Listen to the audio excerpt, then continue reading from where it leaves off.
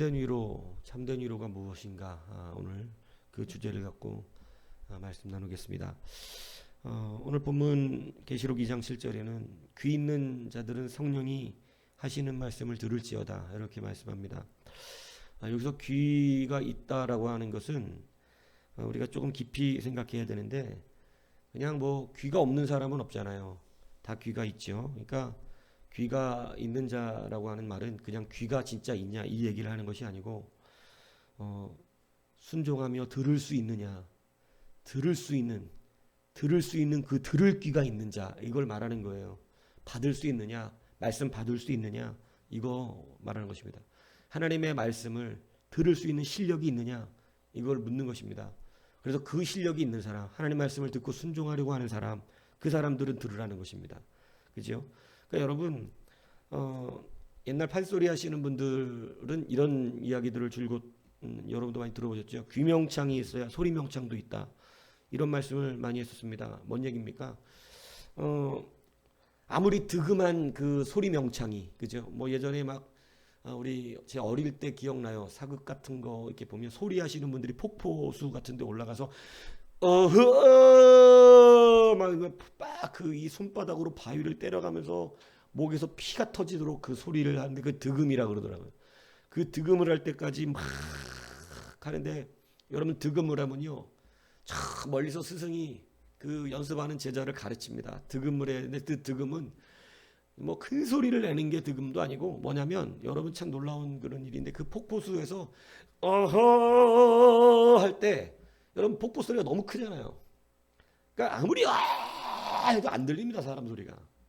근데 언제 득음이 된 거냐면, 어허 할 때 그 폭포 소리를 뚫고 그 득음된 사람의 소리는 저 멀리 있는 스승의 귀까지 들려지는 거예요.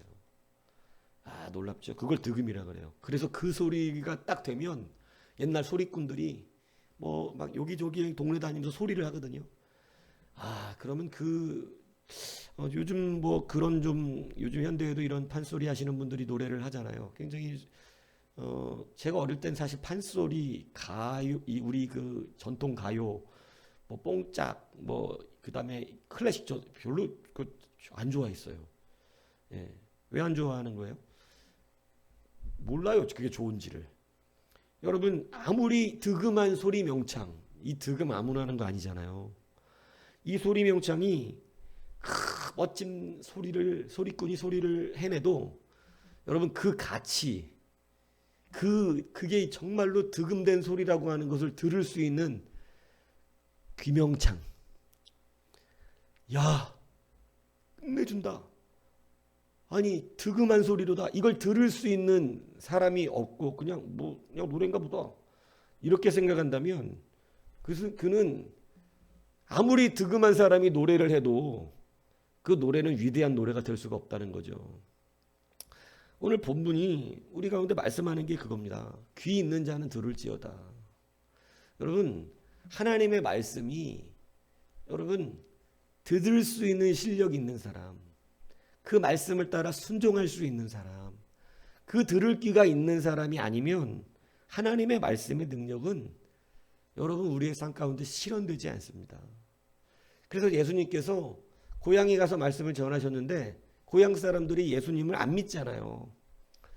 아무리 위대한 하늘의 크고 비밀한 것들을 말해주어도 요셉의 아들 아니냐, 우리가 저를 알고 있지 않냐 하면서 거절합니다. 들을 귀가 없는 거라는 거죠. 귀가 없는 게 아니라 들을 수 있는 실력과 능력이 없었던 거예요. 그러니까 여러분, 소리명창, 득음한 소리명창이 아무리 멋진 노래가락을 들려주어도 그거 가치 있게 들을 수 없으면, 여러분 그것은 그냥 뭐 한낱 짓거리는 소리일 뿐이죠. 여러분, 들을 귀가 있기를 축복합니다. 들을 귀가 있는 자가 되어야 합니다. 여러분, 하나님의 위로는요, 들을 귀가 있는 자로부터 시작된다는 사실을 알아야 합니다. 여러분, 우리가 수없이 많은 곳에서 위로를 구하지만요, 들을 귀가 없으면 여러분 위로가 시작되지 않습니다. 이것을 기억하셔야 합니다. 그러니까 여러분, 뭐 그냥 하나 이러한데, 설교학의 교과서, 설교와 설교자라는 책을 쓰신 마틴 로이드 존스 목사님이 계세요. 뭐 설교학에서는 뭐 거를 수가 없는 분인데 이분의 일화가 이분이 강해 설교의 대가인데 이분이 예전에 이 그 심우하시는 교회에서 선교사를 파송문했을 때 당시에 그 목사님이 에베소서 3장 1절을 시작하셨대요. 3장 1절을. 그리고 이 선교사가 4년간의 이 자기 임기를 마치고 그 교회에 다시 돌아왔을 때 에베소서 3장 6절을 하고 있더래요. 4년 동안 6절 나갔어요. 6절. 참 여러분 누가 대단한 것 같아요? 그렇게 설교한 분이 대단한 것 같아요? 그렇게 설교하는 걸 들으신 분이 대단한 것 같아요? 여튼 둘 다 대단하다고 생각하는데 여러분 그것도 들을 수 있는 사람이 있으니까 가능한 거예요. 그죠? 4년 동안 성경 6절 나가서 6절. 그거 한 단어 하나 판 거 아니야? 단어 하나하나. 네? 단어 하나하나 파가지고 그것도 엄청나게 파야 그렇게 되는 거 아니겠어요? 4년 동안 6절 나가려면? 4년 동안 6절을 어떻게 설교하죠? 그러니까 아주 고리타분한 얘기까지 다 했다는 얘기가 되는 거거든요. 그래서 여러분 그분의 강의서는 엄청 길어요. 그냥 강의서가. 책들이 나온 거 보면 엄청 길어요. 그래서 뭐 에베소서 강의서는요. 두꺼운 책으로 8권이고요. 그리고 로마서 강의서는 14권이다. 14권. 로마서 하나만 강의한 게 14권이에요. 성경보다 많아. 그러니까 여러분 얼마나 길게 강의하신 근데 여러분 그것도 그 깊이와 그것을 들을 수 있는 귀가 있기 때문에 그 교회 성도들은 들은 거고 여러분 그분의 설교를 세계적인 강해 설교자로 우리가 배우고 있다니까요. 그러니까 여러분 설교도 중요합니다. 좋은 설교여야지요. 생명의 설교여야 되고 하나님의 뜻을 증거되는 설교여야 하지만 여러분 좋은 설교는 누구에게서 실제로 나옵니까? 좋은 듣는 청중에게로부터 나오는 겁니다. 여러분 그래서 주님이 그러시죠. 귀 있는 자는 성령이 하시는 말씀을 들으라는 것입니다.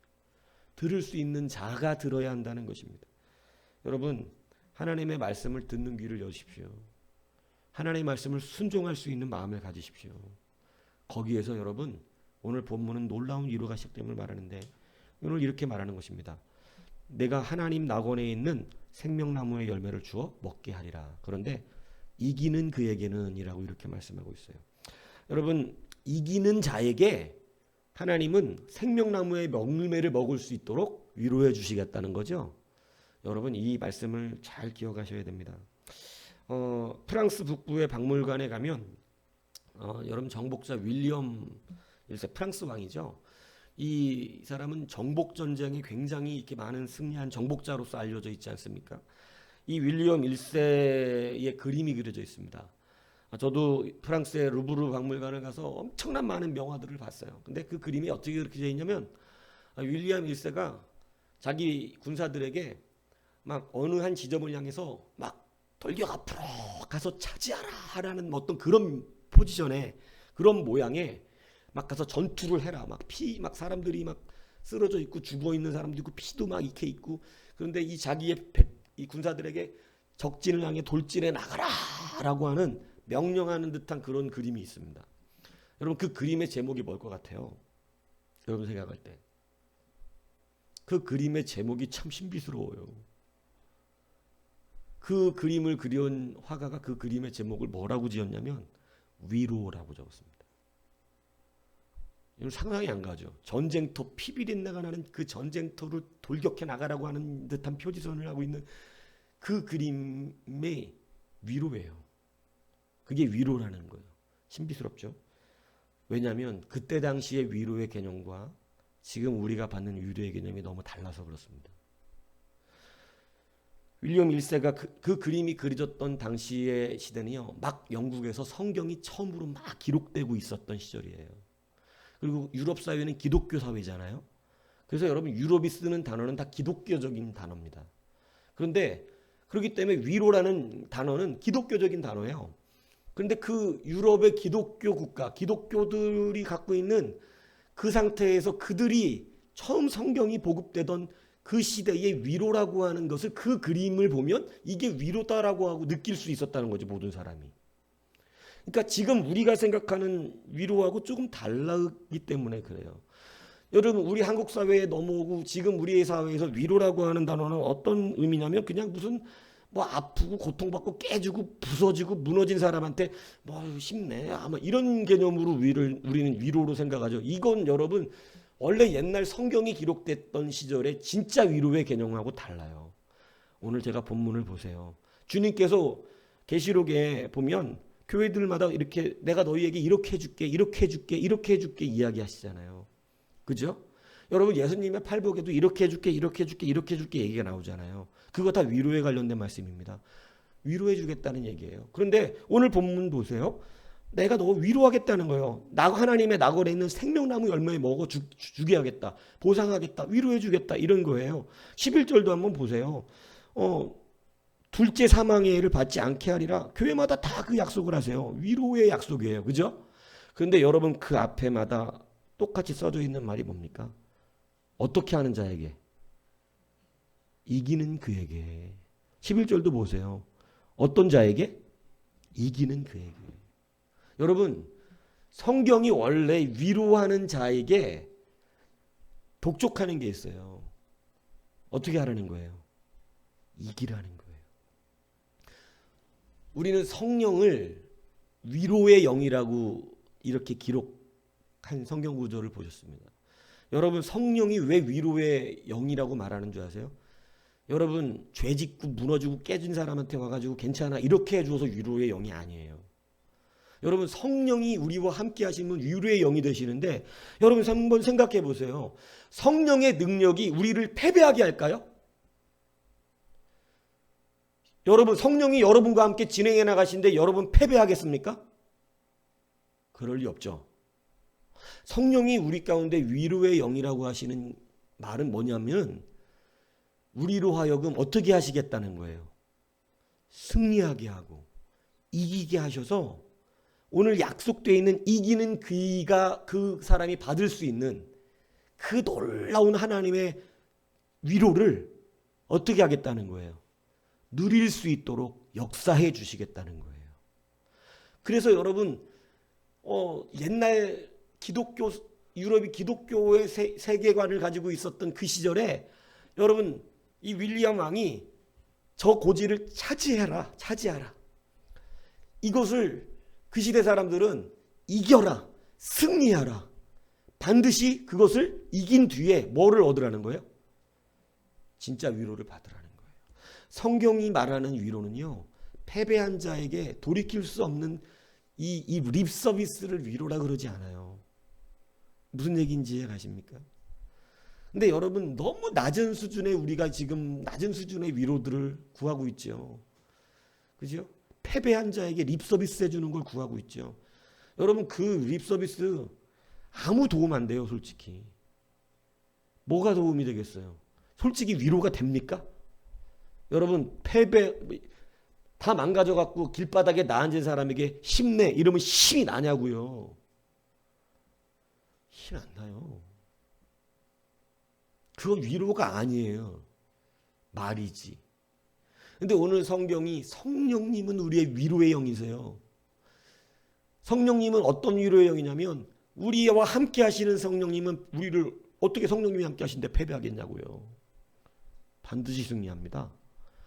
승리케 하시면 어떻게 돼요? 이기는 그에게 하나님은 생명나무의 열매를 주게 하시고 사망의 둘째 해를 받지 않게 하여 주시고 그지요? 그에게 새 이름을 주시고 여러분 너무 많은 약속들을 우리 가운데 해주셨다는 것이에요. 여러분 이게 참 위로예요. 이 참 위로를 누리시기 바랍니다. 여러분 당당하십시오. 그래서 여러분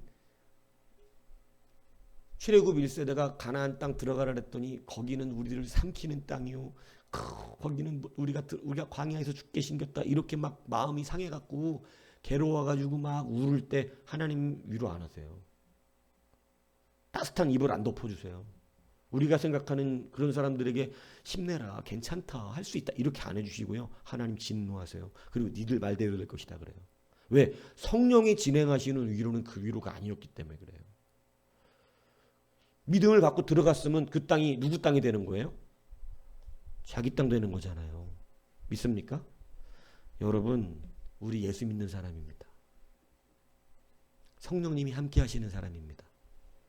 성령님이 함께 하시는데 맨날 찌그러지고 깨지고 패배한 다음에 그리고 와서 요구하는 겁니까?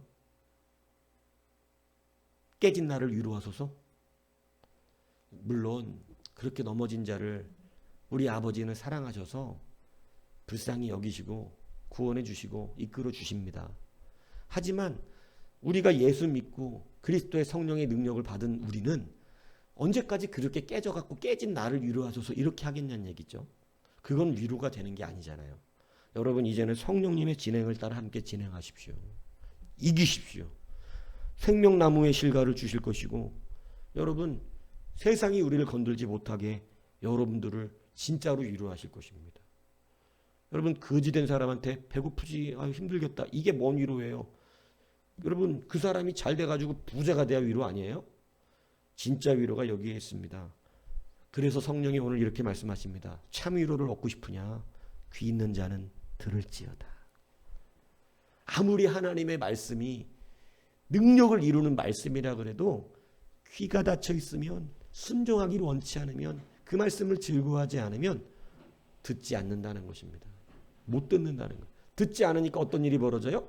순종하지 않죠. 패배합니다. 진짜 위로를 얻지 못합니다. 오늘 참된 위로 누리십시오. 이 위로로서 승리하십시오. 이것이 성동한 우리는 참된 위로입니다. 이 새벽에 이 말씀 붙들고 승리하십시오. 그래서 다시 한번 여러분 세상이 말하는 이 막 잘못된 립서비스 위로 그거 아무것도 변화 없잖아요. 여러분 성령이 진행하셔서 승리있게 하시는 이 위로 여러분의 위로 되기를 주님의 이름으로 축복합니다.